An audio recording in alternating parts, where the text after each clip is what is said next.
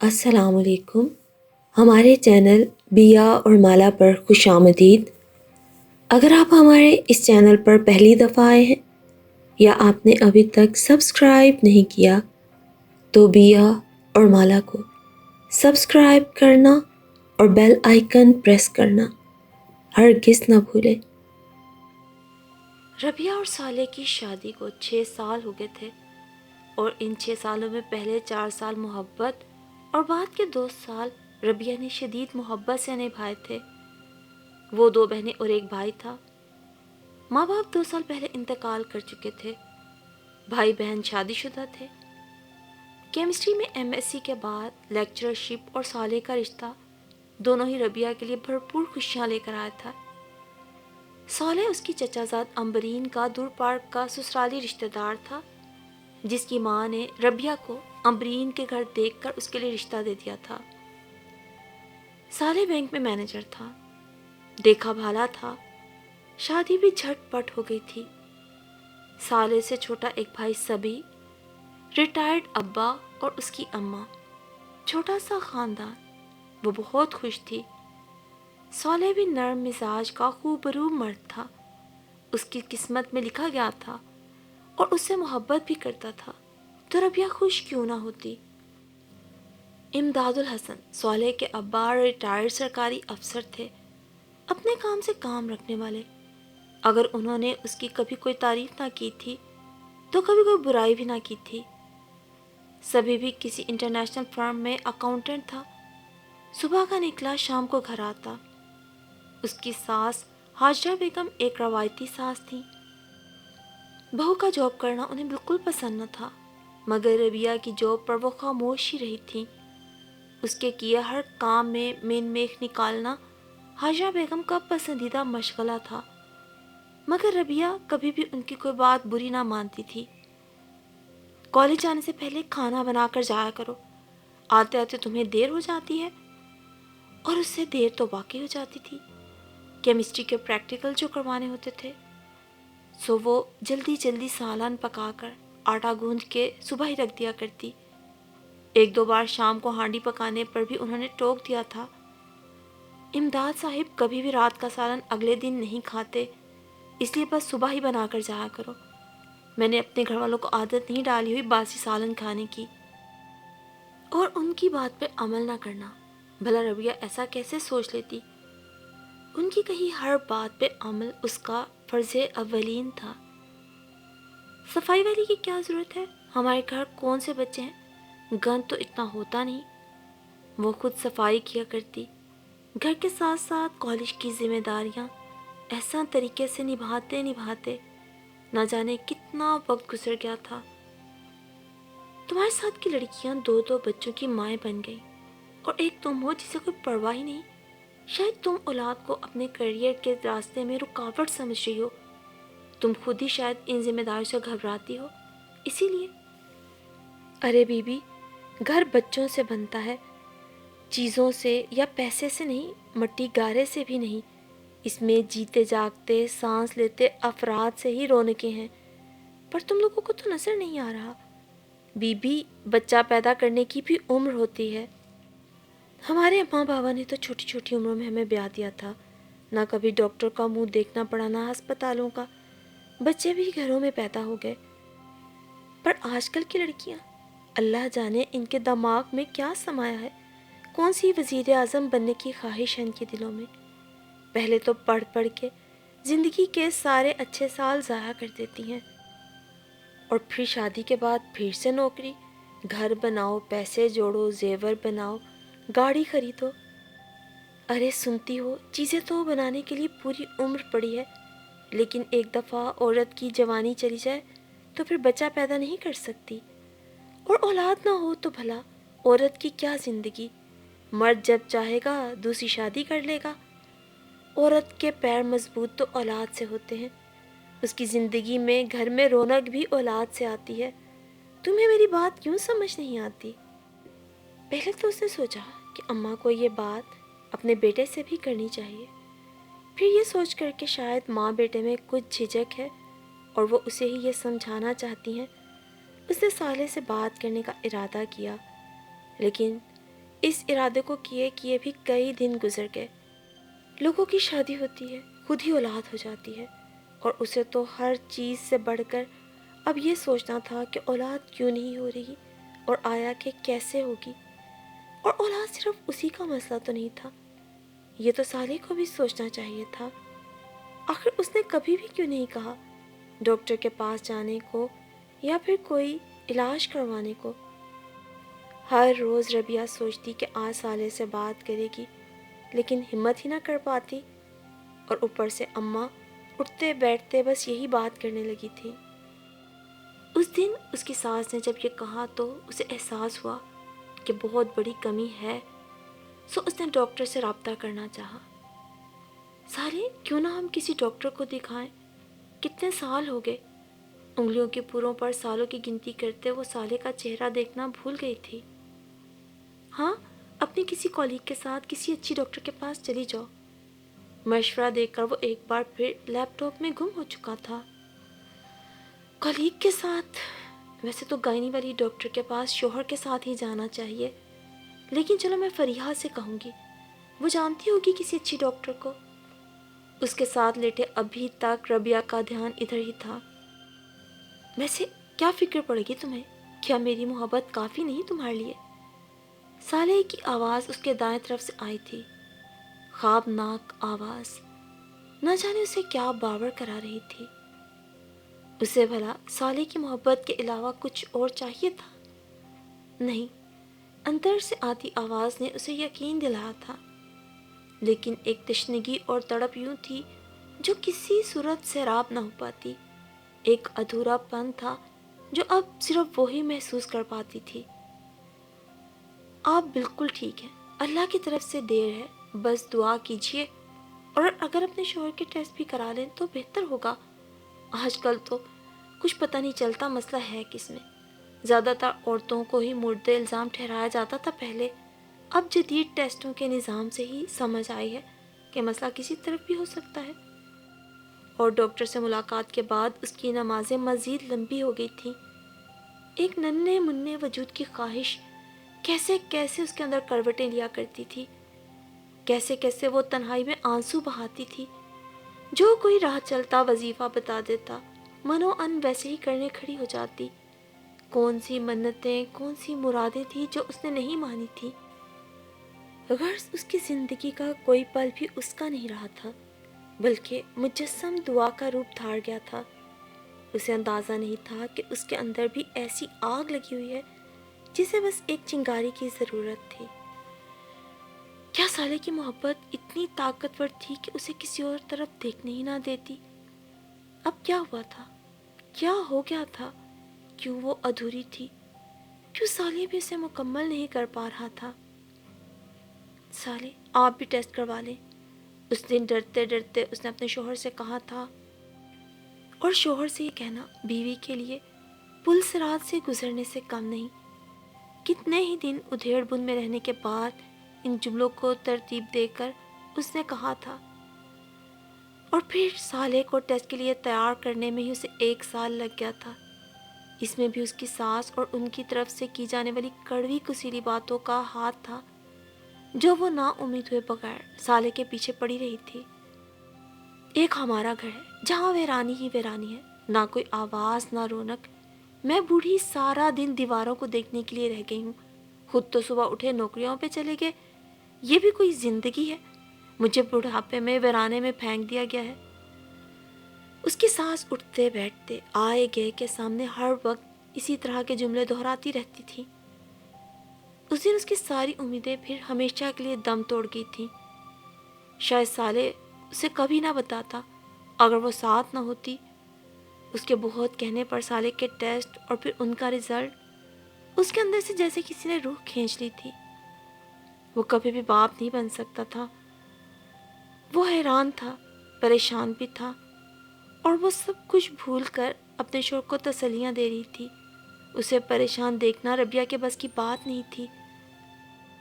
صالح کو اس نے کبھی بھی اپنی ذات سے کوئی شکایت نہیں ہونے دی تھی، اپنی ذمہ داری کو ہمیشہ بڑھ چڑھ کے نبھایا تھا کہ کوئی انگلی اٹھا کر یہ نہ کہے صالح کی بیگم کام چور ہے، کاہل ہے، سست ہے۔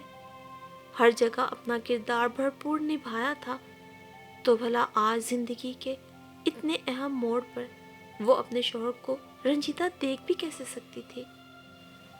اور اس نے سالے سے وعدہ کیا تھا گھر میں کسی کو کچھ نہ بتانے کا، اور یہ وعدہ کرتے وہ مطمئن بھی تھی وہ دونوں ہی ایک دوسرے کے لیے کافی ہیں۔ ساس کے تانے، دوسروں کی چھیدتی نگاہیں، سب کچھ برداشت کرتے کبھی ربیہ کا حوصلہ جواب نہ دیتا۔ وہ سالے کو رسوا نہیں کر سکتی تھی، اس کا رفیق، دکھ سکھ کا ساتھی، اس کا لباس، اسے وہ کیسے رسوا کر سکتی تھی؟ سو اس نے اپنے لب سی لیے تھے، اپنی خواہش کو اپنے اندر تھپکیاں دے کے سلا دیا تھا۔ اور بات صرف اتنی ہی نہیں تھی، وہ جانتی تھی کہیں نہ کہیں اس کے سسرال میں سب اسے ہی قصوروار سمجھتے ہیں، لیکن وہ مطمئن تھی کیونکہ وہ جانتی تھی کہ سالے سب سچ جانتا ہے، اور کبھی بھی وہ ربیہ کو رسوا نہیں کرے گا، تنہا نہیں چھوڑے گا، اس کے اثار اور خلوص کی قدر کرے گا۔ اور یوں بس محبت کا یہ خاموش معاہدہ کہیں ان دونوں کی روحوں کے مابین بھی طے ہو گیا تھا کہ کوئی ایک دوسرے کو رسوا نہیں کرے گا، برہنہ نہیں کرے گا، کیونکہ سچ تو یہی ہے نا کہ میاں بیوی ایک دوسرے کا لباس ہے۔ اور ربیہ لاکھ کڑوی کسیلی باتیں سننے کے بعد بھی کبھی اپنے شوہر کو برہنہ کرنے کا سوچ نہیں سکتی تھی۔ وہ چاہتی تو ایک بات کر کے سب کے منہ بند کرا سکتی تھی اور مہانتا کا سرٹیفکیٹ بھی لے سکتی تھی، لیکن اس کی مضبوطی یا بلندی اس کے شوہر کو پست یا نیچا دکھانے میں نہیں تھی، بلکہ وہ تو شوہر کو سر کا تاج بنا کے رکھنا چاہتی تھی، اور یہ کام پھر اس نے پوری لگن اور جاں فشاری سے کیا بھی تھا۔ بھلے کئی راتیں وہ تڑپ کے اٹھتی تھی، لیکن صبح وہی فریش چہرہ لیے دنیا کا سامنا کرتی تھی، صرف اور صرف سالے کی محبت کے لیے۔ زندگی اس نے پھر سالے کے نام کر دی تھی۔ پھر اس کے دیور سبھی کی شادی اس کے آفس میں کام کرنے والی لڑکی نینا کے ساتھ ہو گئی تھی۔ گھر میں کوئی بھی اس رشتے پہ تیار نہیں تھا۔ آفس میں کام کرنے والی لڑکیاں بہت تیز ہوتی ہیں، اس کی ساس کی رائے تو ساری ہی جاب کرنے والی عورتوں کے لیے خراب تھی۔ نینا انہیں کیسے پسند آتی؟ سسر خاموش تھے مگر ناگواری کا اظہار کر چکے تھے۔ سالے بھی اس رشتے پہ راضی نہیں تھا، مگر سبھی نے گھر چھوڑنے کی دھمکی دے کر سب کچھ منوا لیا تھا۔ شادی کے دوسرے مہینے ہی نینا کی طرف سے خوشخبری نے جیسے ساری تلخیاں یکدم ختم کر دی تھی۔ ربیہ، نینا کو جوس بنا کر دے دو۔ اور وہ کچھ بھی کہے بغیر ساس کے حکم پہ اپنی دیورانی کی خدمتوں میں لگ گئی تھی۔ نینا، تمہیں اب کام کرنے کی ضرورت نہیں ہے، تم بس آرام کرو۔ نینا جو پہلے ہی کام نہ کرنے کے بہانے ڈھونڈا کرتی تھی، اب اسے اصلی بہانہ مل گیا تھا۔ ربیہ کو کسی صلے کی خواہش نہ تھی، تھکاوٹ اس کی مرضی تو کہیں بہت پیچھے رہ گئی تھی، سو تھکاوٹ کا بھی سوال پیدا نہیں ہوتا تھا۔ اسے تو صرف سالے کی محبت درکار تھی۔ 6 سال ہو گئے ہمیں تو انتظار کرتے کرتے۔ ارے بھائی، بنجر درخت بھی ہرے ہو جاتے ہیں، شوہر نے بھی اسے سر چڑھا رکھا ہے۔ میرے سالے کی تو قسمت پھوٹ گئی۔ ہر آئے گئے کے سامنے کیا جانے والا واویلا نینا کی ماں کے سامنے دہرایا جا رہا تھا۔ چائے ان کے سامنے رکھتے خاموشی سے اٹھ کر ربیہ کمرے سے باہر آ گئی تھی۔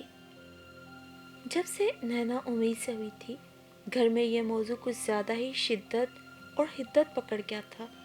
اٹھتے بیٹھتے ہر آئے گئے کے سامنے نینا کی خوشخبری کا ذکر کم اور اس کی ادھوری زندگی کا اور سونی کوک کا ذکر زیادہ ہوتا۔